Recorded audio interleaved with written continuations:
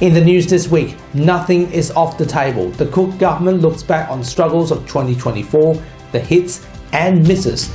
A wide-ranging exclusive interview with Minister Hannah Beasley. Also tonight, a wrap-up of 2024. Peter Kennedy's expert review of this year's major issues and the lessons learned amidst the chaos. More First Nations justice issues are set to be revealed as activists plan additional media blitz in the new year. And the true meaning of Christmas. Pastor Peter Abetz shares a special message for this festive season, followed by Dr. Andrew Miller's medical comment. This is The Evening News with Ivan Loom and Maliva Thorne. Good evening and welcome to our final program for 2024.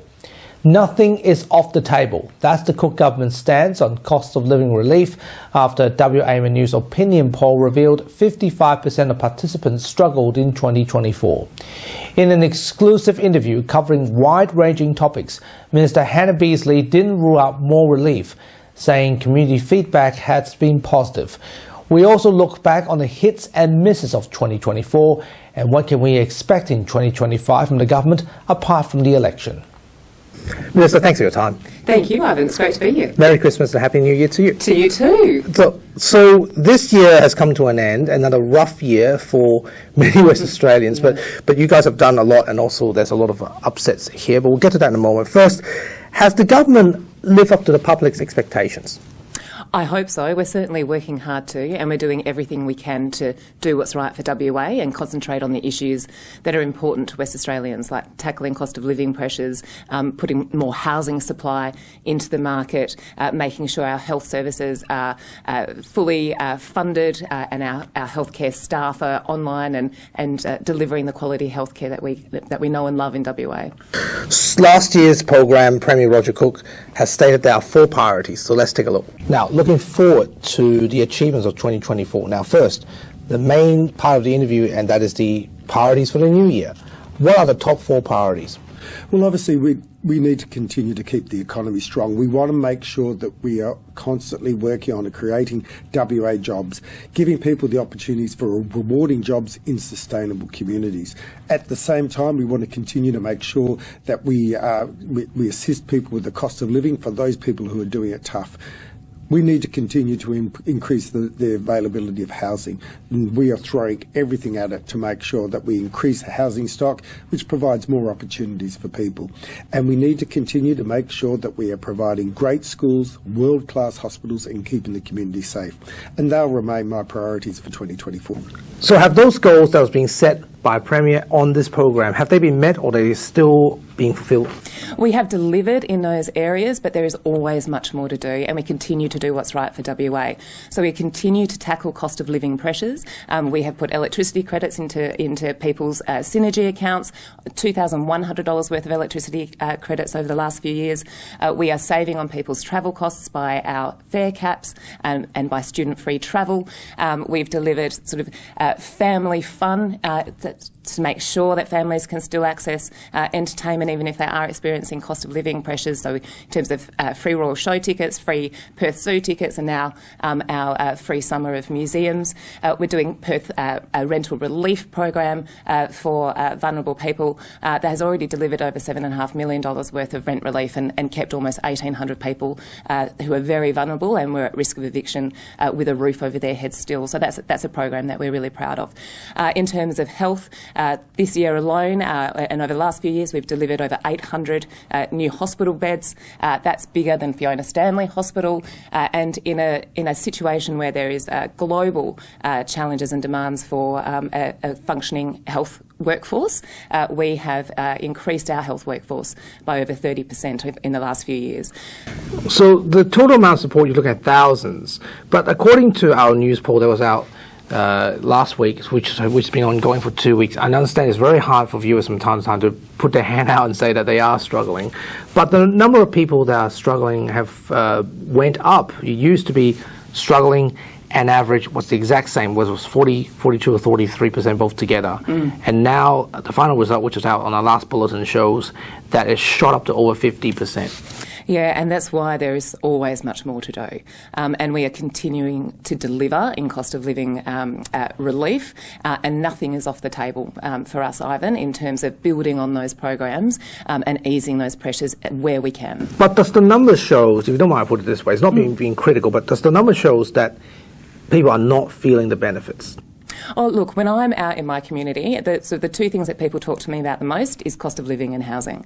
And certainly they're feeling those cost of living challenges and pressures, absolutely, there is no doubt. But they've also felt the relief that we've put into their back pockets, particularly around electricity credits. And I have to say, I was at the Perth Roll Show this year with my kids, and it was around about the time when people were saying, oh, really, is this kind of cost of relief package around Perth Roll Show in Perth Zoo, is that worthwhile? And I had a family come up to me and a mum in tears saying that, thanking the Cook Labor government because she didn't have any other way to provide her children with entertainment over the school holidays. She didn't want them to miss out, and the kids themselves were incredibly happy, and they knew they wouldn't have been able to have access to that if we hadn't been providing that assistance, and that's really important for families. But the implosion and the power struggle of Liberal Party, the struggle between Zemplis and Metum, now that must be a gift for your government.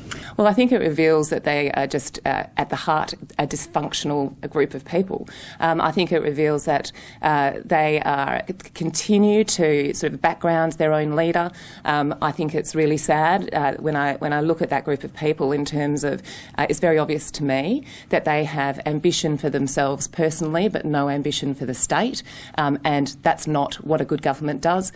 They're not functioning in opposition, and they're not able to unite in opposition, which is usually a galvanising experience. So I would be very concerned about how they would operate as a government, and I just don't think that they would. But with this, the Greens might end up with the balance of power on the upper house. Are you sure that you are able to push through agendas for the new year if you guys win the election? Look, we've always worked collaboratively in the upper house. It's very rare for us to have the majority in the upper house, so our upper house members are very well practised and versed and ensuring that we get the best outcomes legislatively, no matter what the council makeup looks like. I want to put it this way, is it a walkover for Labor this time? No, absolutely not. It's a contest. Despite such dominance? It is always a fierce contest, and having dominance it creates a different sort of colour and flow to the election. Absolutely, it's a very different space to be in, but it also has unique challenges then as well. What are the things that you felt that you could have done better, or the government could have done better in 2024? Look, I think that we've done really well at doing what's right for WA. I think there's always more that we can do, and I think it's something that you reflect on a daily basis in terms of what can we do better, and that's our sort of journey of self-improvement is something that we talk about all the time. Will you be lobbying the government and the ministers in the cabinet, particularly the Premier herself, to keep the electricity credit going? Because obviously, good things can't last forever. But will there be a push from you and your colleagues to say we need to have a continued electricity credit? Oh, look, we have cabinet solidarity, so it's a bit odd if to be lobbying, but it's certainly a conversation that we keep on having, both at cabinet and at caucus level as well. And like I've said, absolutely nothing is off the table. And I know that the Premier and the Treasurer are very deeply committed to ensuring that we are accessing all of the programs that we can to relieve those cost of living pressures. What are the priorities for 2025 for this government? Will it be the same as last year, or will there be some difference apart from the election? Apart from the election, fair enough. So an election is first and foremost up in the calendar next year. But in terms of us going forward, if we are lucky enough to be re-elected, there is so much more that we still need to do in our priority areas around cost of living relief, housing delivery, healthcare, education, and there is so much more to do. And we have lots of programs underway in all of those areas that are getting really good results. And we don't want to risk a change of government and see those really great programs unravel. Metronet has been a huge policy platform that differentiates your party against almost any other political party. Do you expect the Liberal Party to come up with a bolder public transport vision, Or are you guys going to take it further and say we're going to build more train lines apart from the ones just to complete the ones that we're having at the moment? I absolutely do not expect the Liberal Party to come up with a bolder vision for public transport. They're the party that has closed down public transport previously. When they were last in government, didn't build 1 inch of railway line. And they have been against all of our programs in this space. They have criticised our fare relief. They have criticised free student travel. I don't think they have any plan with public transport whatsoever. I know that we have delivered a really visionary public transport system and will continue to do so. Metronet sort of peaks in terms of delivery over the next couple of years. I'm really looking forward to seeing all of those projects come online. And then at that point, we see sort of what falls out of that, how people are travelling on the network and where the next need is in our public transport network. Will we have similar goals compared to 2025? Because last year the Premier was on this program, lay out the 4 goals. Will it be the same this year? We will continue to deliver on those 4 goals. There is still so much more that we can do and that we are doing and we're committed to achieving. So we want to get those houses online. So the 2,500 that we've already delivered in social housing, the 1,000 that are currently under construction. On top of that, we're in a new partnership with the Albanese Labor government to deliver 1,800 social homes around the regional and metro WA. That's one of the biggest single inputs into and boosts into social housing we've ever seen. And then in the last financial year, we delivered 18,000 homes were constructed in WA, which is a record for 6 years. Any new cost of living measures for 2025? Like I said, nothing's off the table. Everything. Are you guys working on it? Are you guys working on it? We are always looking at how to relieve cost of living pressures, absolutely. How do you review your performance, your own performance in 2024? I review my performance by what I've delivered, and in my portfolios, I'm really proud of my record of delivery in a relatively short space of time. Minister Michael reminded me just this week that it was the year anniversary this week since I was sworn in as a minister, and we've achieved a lot. So in my local government portfolio, we got through our tranche 2 reforms, which passed on the very last day of Parliament this year.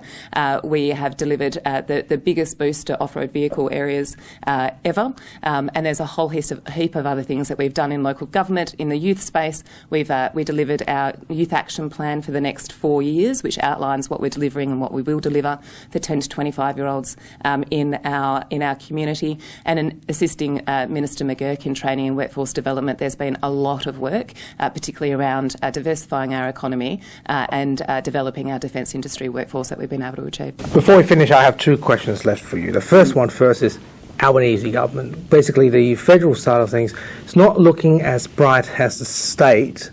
They're struggling against Peter Dutton. Are you confident that your federal colleagues will still be managed to win the next election?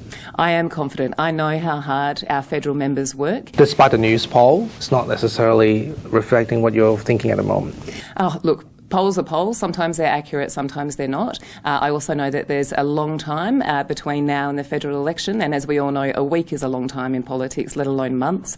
And I know how hard my federal Labor counterparts work and how much they're already hitting the streets, knocking on doors and making sure they're meeting the needs of their communities. I want to play a word game with you to finish this interview with. Yeah. And you're only allowed to use one word: cost of living. Challenging, we're helping. Rental crisis. Green shoots. Logical. Experienced. Basil Zamplis. Arrogant. Election 2025. A contest.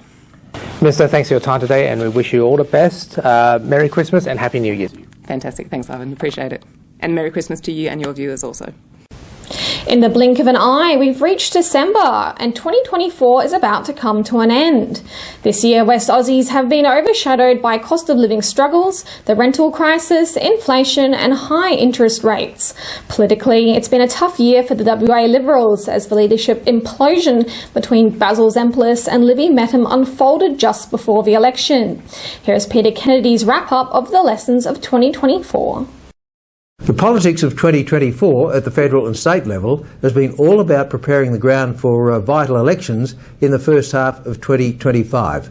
As far as the state government is concerned, it's about living costs. with regard to housing prices, for instance, but also cost of living for ordinary families. That has been very solid right through 2024, and the government has, at both the federal and state level, they've introduced subsidies for power prices because that's where households are being hit hardest, and that's a problem at the federal level too, which promised big moves with regard to renewables and also that things would be better. But unfortunately, for both the federal and the state level, it hasn't got better.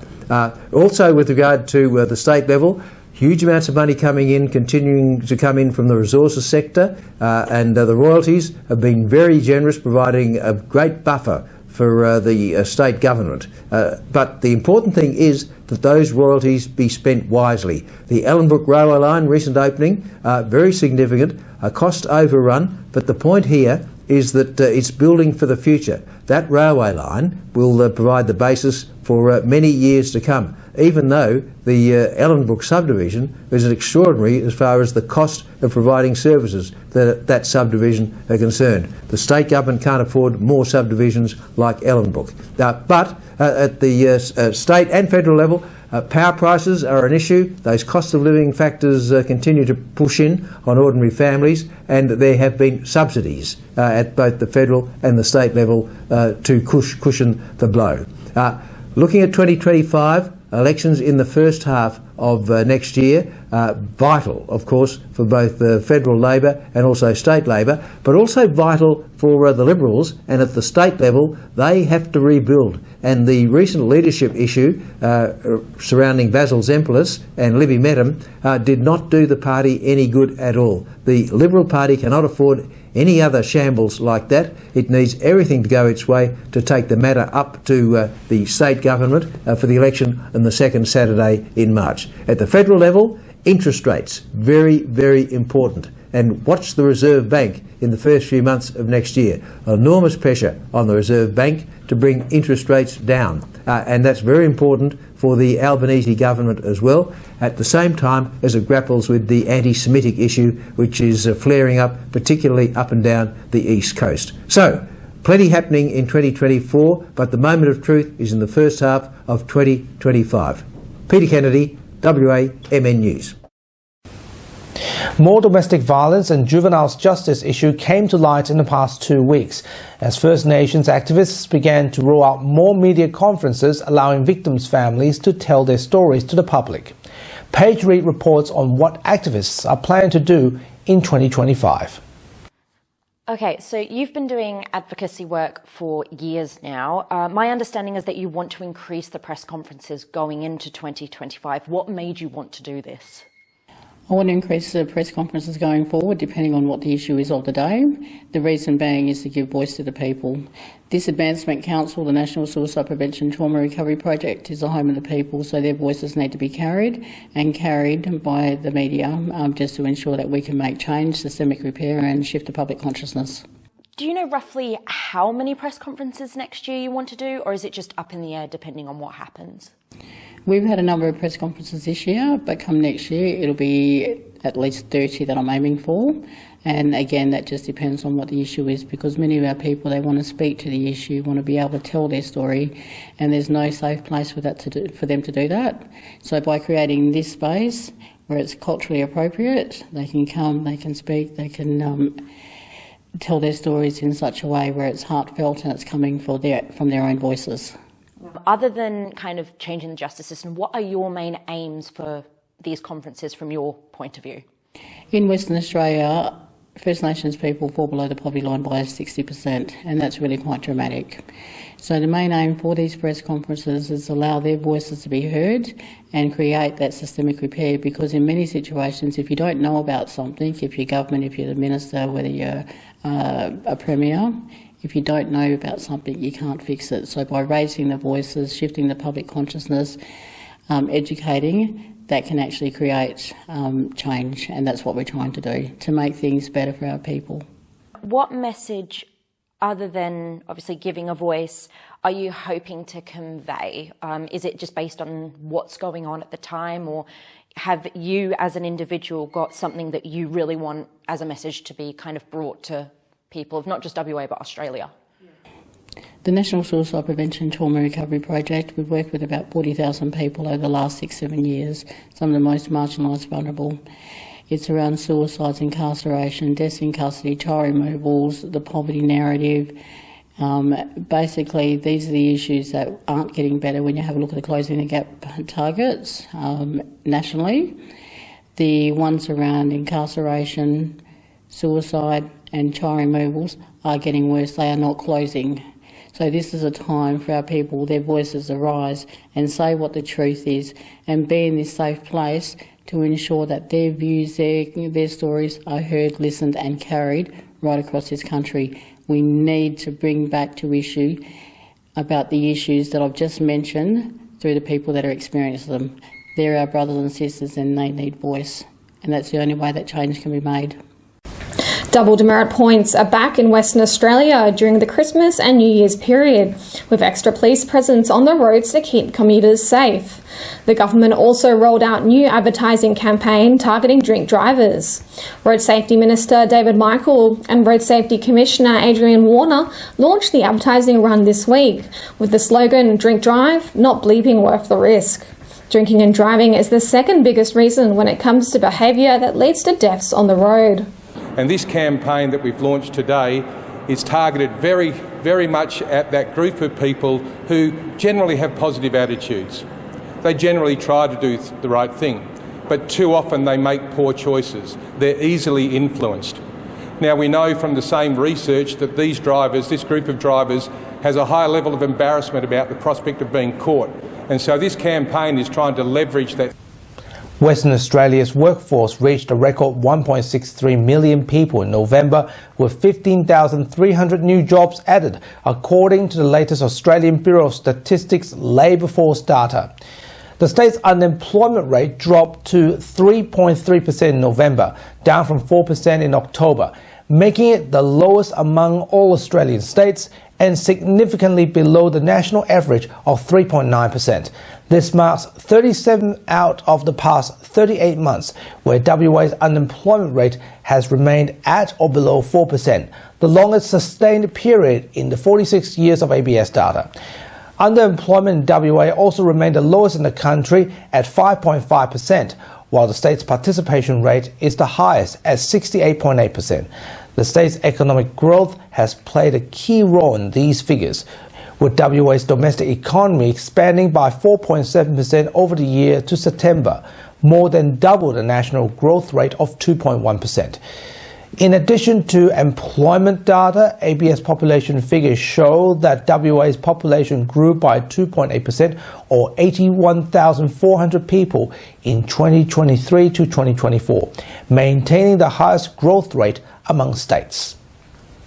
Christmas is upon us, and every year families and friends gather to celebrate the festive season during one of the most important holidays.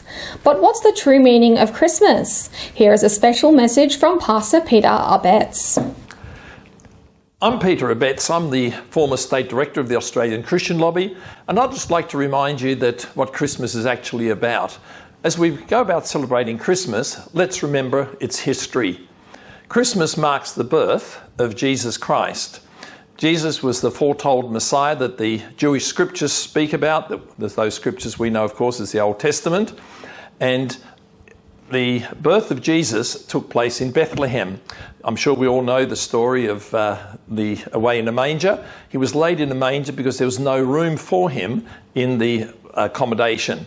And from that very humble beginning, he went on to become the most influential person in human history. In fact, much of Western civilization's values are grounded in Christian teaching and thought. But for Christians, the significance of Christmas lies in the fact that Jesus is the Son of God who came into the world to reconcile us to God. Because of sin, the fact that humanity rebelled against God, Christians believe that Jesus was God's answer to that problem, to reconcile us to himself so that we could live in a living relationship with him. And that's really why Christians give presents at Christmas time, to celebrate that great event of Jesus coming into the world and the reconciliation that God brought about for humanity, for all those who would believe in Jesus. So let's remember the real meaning of Christmas. It's about the forgiveness that God brought about for us through his son, Jesus Christ, and hope that we all can extend forgiveness to others in our community. Have a very happy and blessed Christmas. That was Pastor Peter Abetz. And now here's Dr. Andrew Miller with his weekly medical and news commentary just before Christmas. Thanks for your time. A reminder arrived today just in time for the holiday season that COVID's still around and starting to rise again. In this community at least, my mum's residential aged care facility having detected a few cases and gone back to requiring negative RAT tests before visiting it sometime in the last 3 days. So really important that you do what you can to protect particularly elderly or unwell relatives, and make sure that if you've got any symptoms, you just stay away from them. Even though we like to catch up with everyone at this time of the year, we don't want to give them something that is really going to make them feel terrible for a while, or worse, make them very sick. So be up to date with your vaccinations. There's a new one coming through. The new variant vaccine is available, and if you haven't had one in the last 6 months, it's time to get down to your doctor or your pharmacy to top that up. And be careful when you're in crowded circumstances. Whenever I get onto an aeroplane, I wear a mask at least until it's at cruising altitude, and then again on descent for moving through the crowded parts of the facility that have poor ventilation. This thing travels in the air, and probably like everyone, I've got a few acquaintances who've spent far more time off work this year than they wanted to. Some of them feeling very unwell indeed. Not just with COVID, but sometimes it's been combining also with things like human metapneumovirus and RSV, and causing bacterial pneumonia in some people. We know that with every COVID infection, there's also a risk of the long COVID. So I don't want to be a downer. I think that it's really important that we do have these positive times in the community with our family, but the very simple measures that we take of making sure we're not out and about when we have symptoms, and of wearing masks when in crowded places can reduce that risk back to very, very low, and make sure that it is indeed a happy season, not just for us, but for everyone around us, particularly those vulnerable ones. So best wishes to everyone at the WAMN team, to Ivan and the crew. Thanks for all your work during the year. I hope you have a great break. To everyone who's continuing to work, thank you for all that you do while the rest of us take a little bit of time off. I'll be still in and out of the hospital looking after people during the festive season, and it's really important that we reach out to those who aren't having so great a time to make sure that they're also feeling loved and included. Thanks again. Thanks, Doctor. Now, speaking of Christmas, what are your plans for the festive season, Ivan? Travelling overseas, I think, for 3 weeks. That's pretty exciting. Good. You know, I mean, after staying in Perth for all the festive season, I don't really go anywhere.